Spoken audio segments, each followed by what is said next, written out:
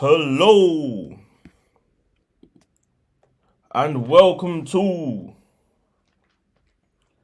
the Chinksey Sports Presents, the Premier League show, powered by chinkseyMEDIA.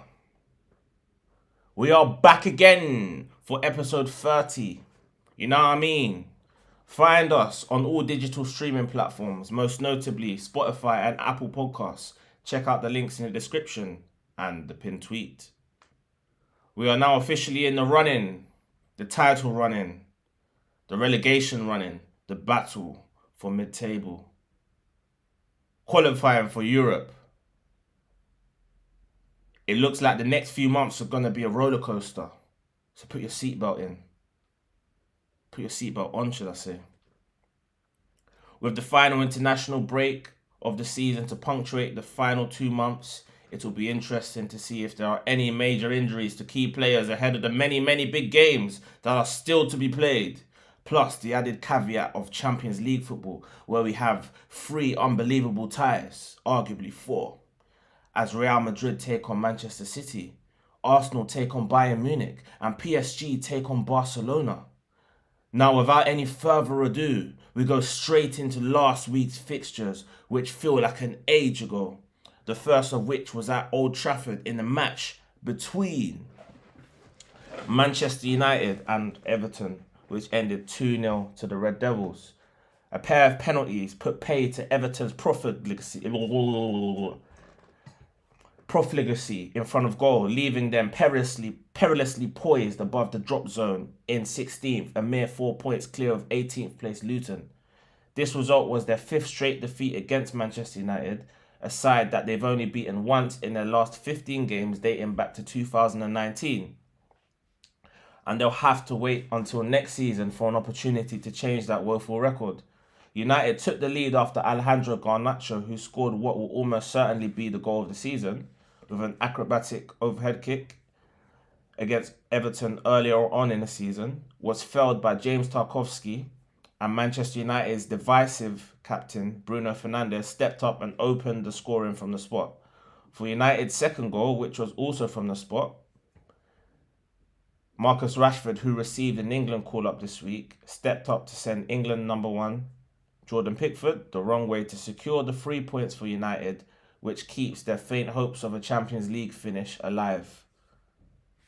An acne-ridden performance from Manchester United.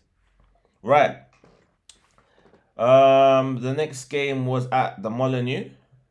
Incidentally, Wolves are playing there now as we speak in the Midlands derby between Wolves and Coventry. This one was Wolves against Fulham, which ended 2-1 to Wolves. Wolves did well to topple an informed Fulham side inspired by former Arsenal midfielder Alexander Iwobi in the absence of former Arsenal midfielder Willian. With Marco Silva's side coming into this game on the back of 2 consecutive morale-boosting wins against Manchester United and Brighton respectively, they would have fancied their chances of getting at least something from the Molineux, which has been a fortress for Wolves this season. Wolves, who were missing a few of their stars, namely Matheus Cunha and Hwang Hee-Chang, started academy graduate Nathan Fraser, who dons the number 63 shirt number up top. They also lost star player Pedro Neto, and all 3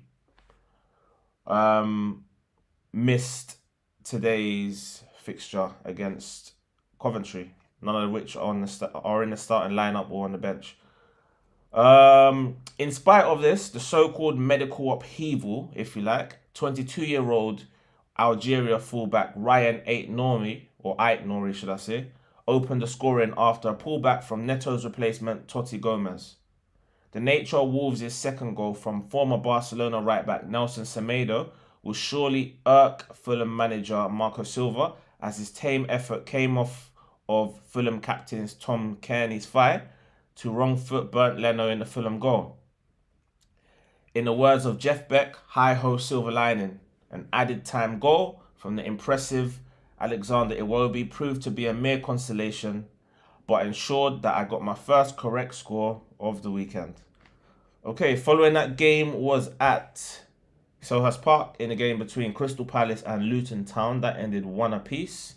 Crystal Palace took on a Luton Town side on the back of 5 consecutive defeats in all competitions and were missing various key players such as Amari Bell, Elijah Adebayo, Jacob Brown and Albert Sambi Lokonga. Palace took the lead after a hospital back pass from Alfie Doughty, a player who has impressed me a lot this season and I mentioned a lot in previous podcasts, especially with the quality of his delivery from crosses and set pieces.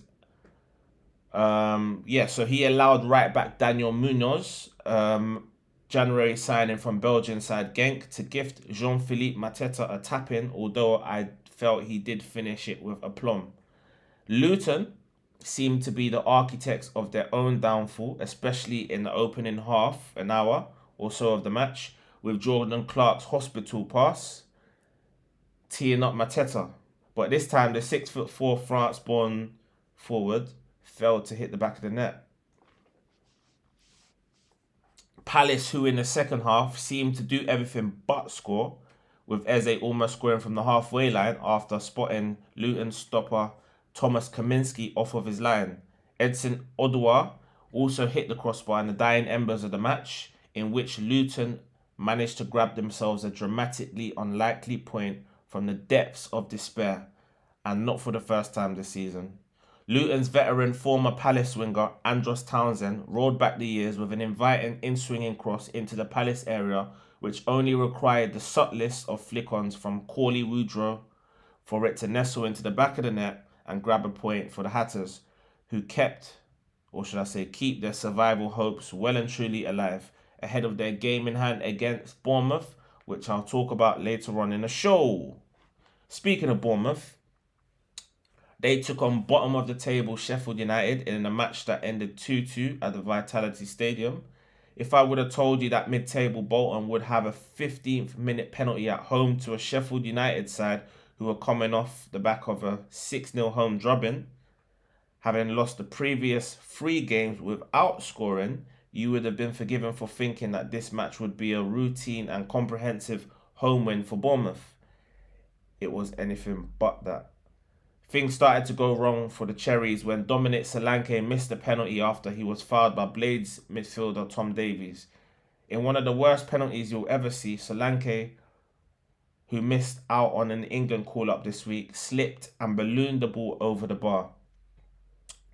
I think personally, Ivan Toney's comeback from injury, or scoring comeback from injury, is probably the main factor in Solanke missing out on the squad. Brazilian midfielder Gustavo Hamer later opened the scoring against the run of play after Jayden Bogle, who has generally been very good this season from right back, had his shot parried into Hamer's path. In a similar situation, Bournemouth captain, their goalkeeper Neto, parried a Hamer corner into the back of Dominic Solanke as the ball broke into the path of Sheffield United captain Jack Robinson, who didn't need to be asked twice to put the ball in the back of the net. With Sheffield United now 2 up with just 25 minutes to go, against a Bournemouth side clearly having an off day, a coupon buster was surely on the cards. When Burkinab fullback Dango Tara headed in unmarked from a corner on the 75th minute, I just couldn't see how the Blades would survive what would prove to be an onslaught. However, it took until the 91st minute for Bournemouth to find an equaliser, as Sheffield United's failure to deal with yet another Bournemouth corner allowed Turkish striker Enes Ünal, on loan from Getafe, to bag his first Bournemouth goal as the game ended 2-2. So Sheffield United arrested a recent slump in form with a goal, with a draw. So they obviously stopped a recent awful run of form, which has seen them lost numerous matches consecutively. Bournemouth, on the other hand, will be kicking themselves how they didn't beat Sheffield United, who were really on the ropes for most of that game. Okay, the 5:30 kickoff between Arsenal and Brentford ended 2-1 to the home side, with Arsenal knowing that only a win would take them to the top of the table, and only a win would suffice. It was none other than their summer signing Declan Rice, cool as ice, who headed in a fabulous cross from Benjamin White. Arsenal were cruising into a half-time lead until Aaron Ramsdale, who was back in the side to face Brentford for the third time this season, in place of Arsenal's on loan stopper from Brentford, David Raya.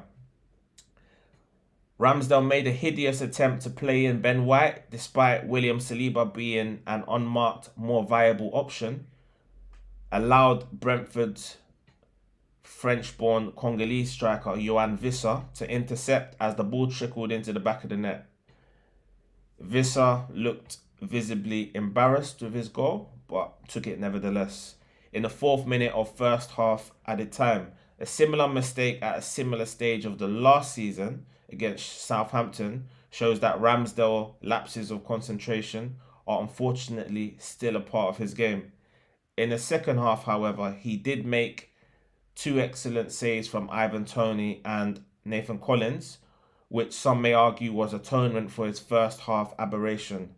Surely Arsenal's 7-game winning streak wasn't going to come to an end against Brentford at home like this, especially with one or both of Manchester City and Liverpool bound to drop points during their face-off. It looked as though that was going to be the case, and that Arsenal fans would have to endure the accusation of being bottlers once again.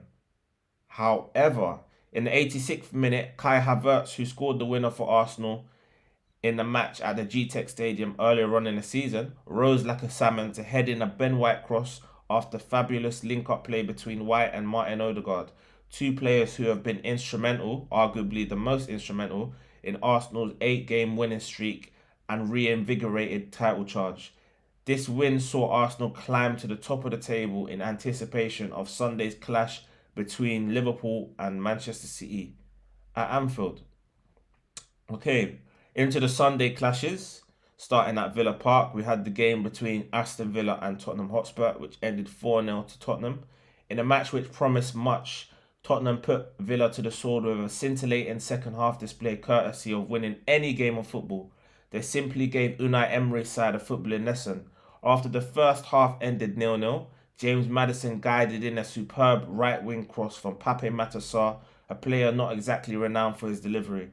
3 minutes later, a poor pass from Ezri Konsa, who was called up for the England squad this week, was cut out by Dejan Kulusevski, who fed Son, who made the most of what was now a 3v1 situation. Son's finely weighted pass to Brennan Johnson allowed the Welshman to open his body up and curl the ball beyond Emiliano Martinez in the Villa goal. 2-0, just like that. 12 minutes later, Villa captain John McGinn completely and utterly lost his head.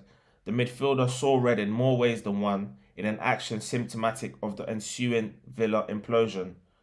After the Scot ransacked Destiny Udogie, it was inevitable that he would receive his marching orders from the ref. 2 further added time goals from Spurs captain Heung-min Son and Timo Werner completed the rout as the game ended 4-0 to Tottenham. So Tottenham gained a morale-boosting, season-defining win against Aston Villa, which saw their Villa's lead ahead of Tottenham cut to just 2 points. And Spurs have a game in hand against arch-rivals Chelsea for the chance to usurp Villa into 4th place. Okay, the next game on Sunday was the Claret Derby, if you like, Claret and Blue Derby between West Ham and Burnley. It ended 2 apiece. An 11th minute David Datro Fofana thunderbolt went some way to arresting 4 consecutive Premier League defeats for Burnley, with the last 3 of them being scoreless at that. Burnley doubled their lead on a stroke of half-time after West Ham defender Konstantinos Mavropanos headed a Josh Cullen cross into his own net as West Ham went into the break 2 down, with their 2-match winning streak under severe threat. I would have loved to have been a fly on the wall at half-time in David Moyes' West Ham dressing room. He clearly wasn't enamoured or impressed with the midfield, as James Ward-Prowse and Calvin Phillips were both hooked at halftime for Mikel Antonio and Edson Alvarez.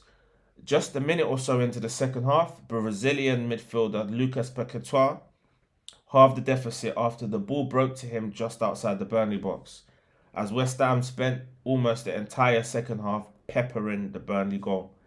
It took a former Burnley striker, Danny Ings, to get the equaliser on the 82nd, after coming on as an 82nd minute substitute to finally break their resolve, as the veteran forward grabbed an injury time equaliser despite having an earlier effort in which he dinked Burnley goalkeeper James Trafford, ruled out for offside. The aforementioned Ings also hit the crossbar deep into added time in an effort which would have won the game for West Ham had it gone in.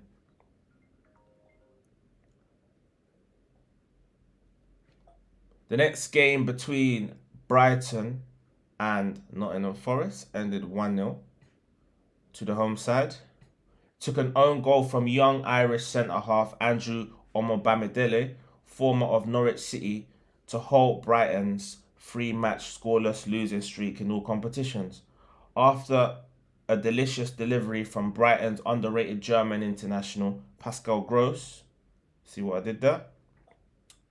Nottingham Forest goalkeeper Matt Sells, in for deposed former Arsenal stopper Matt Turner, parried the ball off an unaware Omobamidele's back as the ball trickled into the back of the net, in what was overall a poor game bereft of much quality.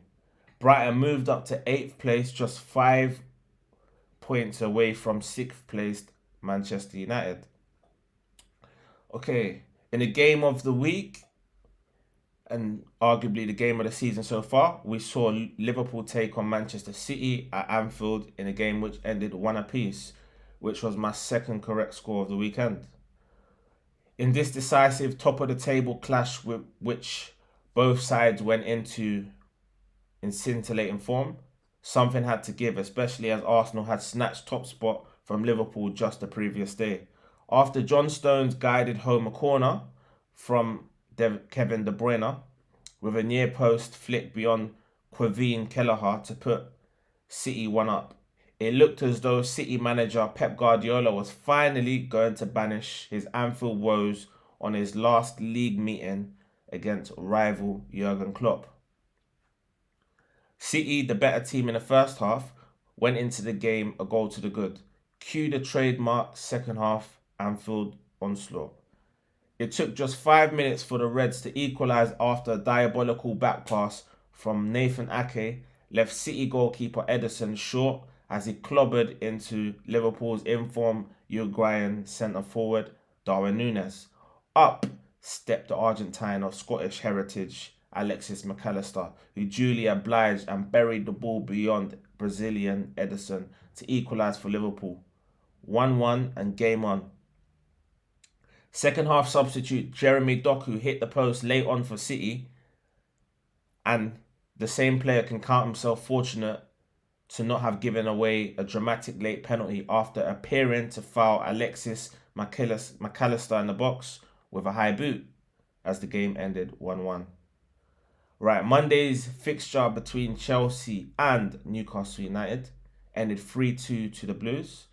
Chelsea, with this win against Newcastle, may still be in 11th, but their game in hand, albeit against Spurs, means that they're within a win off climbing to 8th place, which would leave them just 5 points off of 6th placed Manchester United, having played the same amount of games.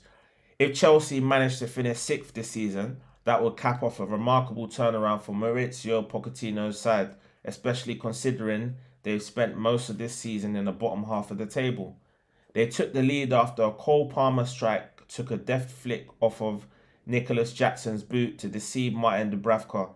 On a stroke of half-time, Newcastle equalised for a sublime strike from their mercurial Swede Alexander Isak. Another Cole Palmer strike, this time without a deflection, regained Chelsea's lead before Mikhailo Mudryk scored after showing a great poise and composure to round Dubravka. just 5 minutes after his introduction to give Chelsea a 3-1 lead and an unassailable 2-goal cushion. It took a last-minute torpedo from Jacob Murphy to make it 3-2, but it turned out to be a mere consolation as Chelsea held out to win 3-2. Okay, the game between Bournemouth and Luton Town, which was on Wednesday, was a rescheduled match because of Luton captain Tom Lockyer's cardiac arrest in the originally scheduled game. I truly believe that if Luton were to look back on their season, the only regrets that they'll have are this game and the Sheffield United game where they lost 3-1 at home. Luton raced to a 3-0 lead at halftime after goals from Tahith Chong, Chiedozie Ogbene and Ross Barkley. The incongruous diamond amongst the dirt, if you like, with all due respect to the rest of the Luton players, after he beat the offside trap to smash in Luton's third goal as they went into the break 3 goals to the good and looking as if they were going to climb out of the bottom 3 with a crucial 3 points. However, Bournemouth manager Andoni Iraola rang the changes at halftime and axed both Alex Scott and Luis Sinisterra for Enes Unal and Marcus Tavernier at halftime as the Cherries were staring ignominy in the face. It took a brilliant and audacious piece of skill from Dom Solanke, who turned and nutmegged Daiki Hashioka in one move before dinking the ball calmly beyond Thomas Kaminski in the Luton goal. Next up was Ilya Zabani, whose header was adjudged to have crossed the line after a pinball session in the Luton box, 3-2. Once the score was 3-2, it was inevitable that Bournemouth were going to score another one and equalise, as they had both the momentum and the home crowd on their side, with over half an hour of football still to play. Just 2 minutes later, Bournemouth's player of the season-elect, Antoine Semenyo, grabbed the first of his 2 goals after cutting in on Hashioka, who had a horror show of a match and was subsequently hooked off by Luton manager Rob Edwards before firing in past Kaminski. 20 minutes later, Semenyo took advantage of the gaping holes in the Luton defence to bag the winner and the game's 7th in total, to ultimately break Luton's heart and resolve and earn his side 3 points as Bournemouth continued their quest to finish inside the top 10. So that was that for last week's fixtures. Last week I managed to only get 5 correct results out of 11, with Manchester United beating Everton, Wolves beating Fulham, Arsenal beating Brentford, Liverpool drawing with Manchester City and Bournemouth beating Luton, as well as the 2 correct scores I got being Wolves winning 2-1 against Fulham and Liverpool drawing 1-1 with Manchester City. With this week only having 4 matches to predict, I hope I can get a clean sweep of both the correct scores and results. Here goes. The first match of this week is one of the 2 huge relegation 6-pointers, and it sees Vincent Kompany's Burnley take on Thomas Frank's Brentford. Burnley v Brentford. A whopping 12 points and 4 league positions separate these 2 sides, but if Kompany's side are to harbour any slim hopes of pulling off the greatest of all escapes, then they must pick up 3 points at home to Brentford. Burnley's form reads just 1 win in their last 15 matches in all competitions. Similarly, Brentford have just 2 wins from their last 16 games in all competitions. But you get the feeling that they'll welcome a draw if it was on offer to them, as it keeps their head above water in the battle to avoid the drop. And so long as Luton and Nottingham Forest don't win, they will have enough leeway to not have to panic just yet. I think Brentford will just edge this one though, because I think Kompany's side will attack Brentford and take the game to Brentford, leaving spaces for the likes of the informed Johan Visser and Ivan Toney, who I think will score today, to exploit. So my prediction's 2-1 to Brentford. In a match between Luton Town and Nottingham Forest, I feel it's getting really desperate for Luton now, and this is quite frankly a must not lose game for them. If Luton, who were 3-up against Bournemouth at half time on Wednesday and contrived to lose that match 4-3, beat Nottingham Forest today, they will actually leapfrog Forest into 17th place and out of the drop zone. However, if they lose at home to them, they will be 6 points adrift of them, with only a handful of their 10 games remaining winnable on paper at least. Luton, like Forest, are in desperate form right now, without a win in 8 in all competitions. Forest have lost their last 4 games in all competitions, and their last 3 of them have been 1-0. So they haven't scored in 3 games. That being said, I expect there to be a goal fest and a flurry of goals at either end of the pitch, and I've gone for a 2-2 Desmond. Right, with probably the game of the day at Craven Cottage in the match between Fulham and Tottenham Hotspur. With Fulham having already beaten Tottenham earlier on in the season, albeit on penalties in the Carabao Cup second round, a competition which represented Tottenham's best chance of silverware this season, and was incidentally the last trophy that they won back in 2008, Tottenham exacted their revenge with a routine 2-0 win at the Tottenham Hotspur Stadium back in October. However, in actuality, Fulham have a horrendous record against Spurs, with just 2 mere wins and a draw in 15 games spanning over 13 years. Of recent though, Fulham had managed to arrest their abysmal records against both Arsenal and Manchester United, and have shown that on their day they can pull off an upset. Spurs are purring after they dispatched of Aston Villa with consummate ease last week, and they go into this game knowing full well that a win would see them leapfrog Villa, who play tomorrow, into the top 4 with just 10 games left to play. With Mickey van der Ven ruled out through injury, Romania defender Radu Dragusin will be tasked with trying to subdue Fulham's informed Rodrigo Muniz in what looks like being a tasty encounter. This match could go either way, but my prediction for this one is a shock 2-1 win to Fulham. Okay, in the last game of the week is another Claret and Blue derby between West Ham United and Aston Villa. With West Ham drawing unbeaten Bayer Leverkusen in the Europa League quarterfinals, a team who have not lost a single game all season, they will be seen as huge underdogs and unlikely to persevere further in that competition, which brings greater emphasis on what they do in the league.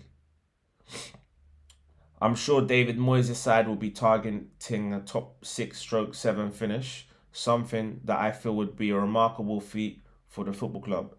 Europa Conference League super favourites Aston Villa, who have drawn Lille, one of the better sides left in the competition, have had some up and down results for some while now. But having assessed their results, I think I've noticed a trend in their results. They've been appalling against the better side since December last year, in what was a remarkable week which saw them beat both Manchester City and Arsenal in a space of just 3 days. Since then, their results have read 2 defeats to Manchester United. They failed to beat Chelsea twice, including a defeat at home to them. They lost to Newcastle and Tottenham. However, they've sprinkled those results with wins against the also-rans, so-called weaker teams, which indicates that they are flat-track bullies. Villa have already beaten a West Ham side this season though, 4-1 back in October. A West Ham side that are now enjoying a return to form with 3 wins from 5, including a 5-0 home drubbing of Bundesliga side Freiburg.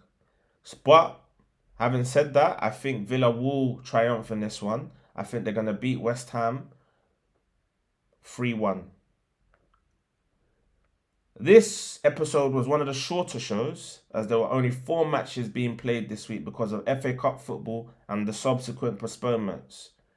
With next week being an international break, there will be no show until the following week on the 30th of March. But in the meantime, don't forget to like, comment, share, and subscribe. And be sure to use the upcoming break to catch up on all of the previous episodes. Toggle to the video section and check us out on Spotify. See you soon.